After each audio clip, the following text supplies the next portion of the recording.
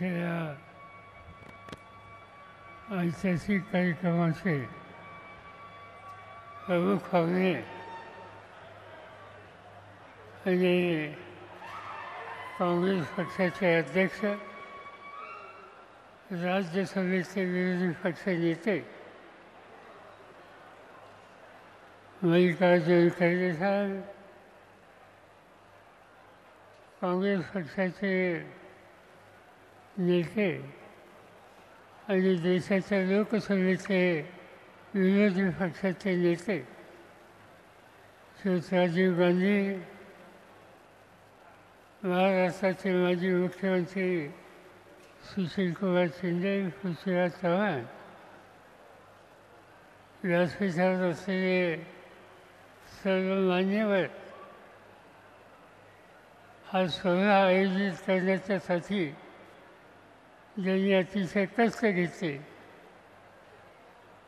हे महाराष्ट्राच्या तरुण पिढीचे नेते विश्वजित कदम, व्यासपीठावरचे सगळे मान्यवर आणि उपस्थित सहकारी बंधू भगिनी, आजचा दिवस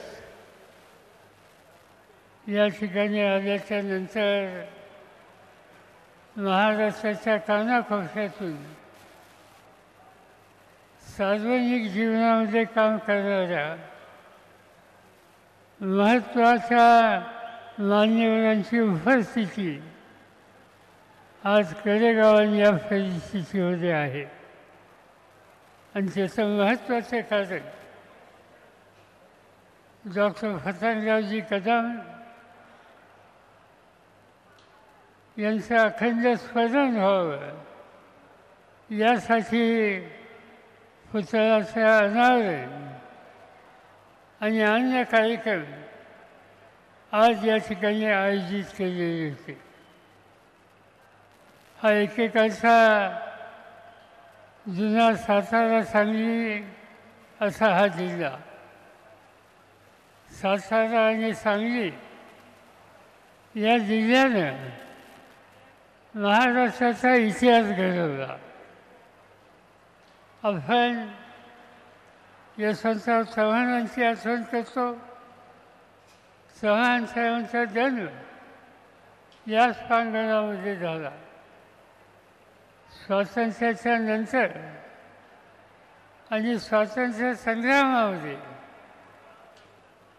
झोकून देण्याच्या संबंधीची भूमिका घेणारे वसंतदादा पाटील त्यांचंही स्मरण आपल्याला या जिल्ह्याचा स्वातंत्र्याचा इतिहासाचा उल्लेख करायचा म्हणल्यावर या ठिकाणी करावा लागतो. क्रांतिसिंह नाना पाटील की ब्रिटिशांना सरोकर फळव करून दाखवण्याच्या संबंधीचं शौर्य ज्यांनी दाखवलं त्यांचंही स्मरण आपल्याला करावं लागेल. आणि त्यांचे सहकारी जी डी बापूलाल, वि स फागे आणि नंतरच्या काळामध्ये राजाराम बापू पाटील अशा अनेकांची नावं या ठिकाणी घ्यावी लागतील की ज्यांनी महाराष्ट्राच्या इतिहासामध्ये मोठं योगदान दिलेलं आहे. हे सगळे नेते स्वातंत्र्याच्या चळवळीचे होते. स्वातंत्र्य मिळाल्याच्या नंतर त्या स्वातंत्र्याचा अर्थ नव्या पिढीच्या अंतःकरणामध्ये जीवनामध्ये यायचं असेल तर आवश्यकता आहे शिक्षणाचा विस्तार.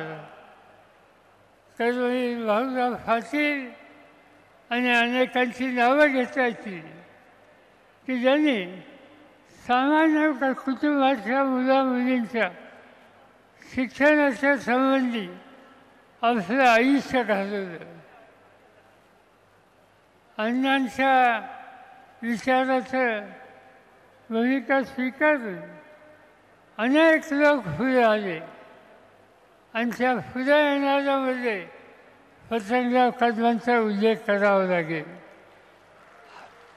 रयत शिक्षण संस्थेच्या हडपसरच्या शाखेमध्ये अतिशय कमी वेतनावर काम करण्याच्यासाठी वसंतराव पुण्याला आले.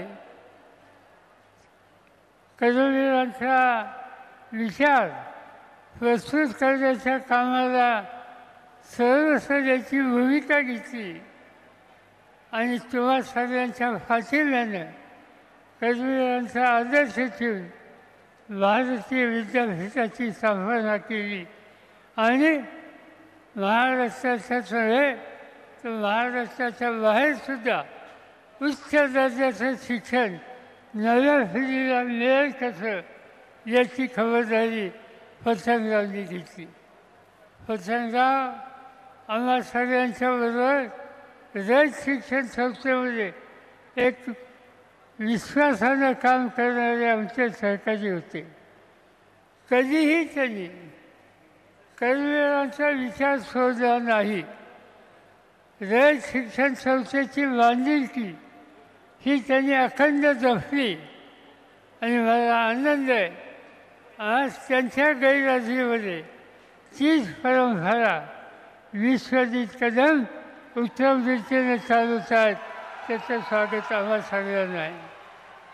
शैक्षणिक क्षेत्रामध्ये वसंतरावचं काम मोठं होतं हे सांगायची आवश्यकता नाही, पण मला एका गोष्टीचं स्मरण होतं की हा सगळा एका काळचा दुष्काळी भाग, त्या दुष्काळी भागामध्ये शेतकऱ्याच्या संसाराला फुलवायचं असेल तर पाण्याची आवश्यकता होती आणि ती पाण्याची आवश्यकता खऱ्या अर्थानं भागवायचं काम, मग ते ताकाडीचं धरण असेल, टेंबूचं प्रकल्प असेल, हे सगळे प्रकल्प या भागामध्ये लोकांच्या संसाराला प्रपंचाला मदत करण्याच्यासाठी वसंतरावनी उभे केले आणि दुष्काळ कायमचा हटवण्याच्यासाठी आपण काही करू शकतो या प्रकारचा इतिहास हा त्या ठिकाणी त्यांनी उभा केला.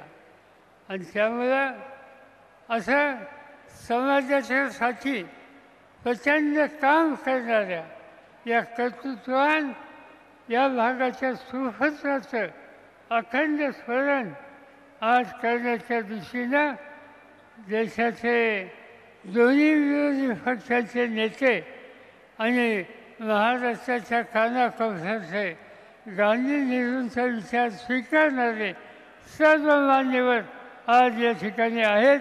याचा मला मनापासूनचा आनंद आहे.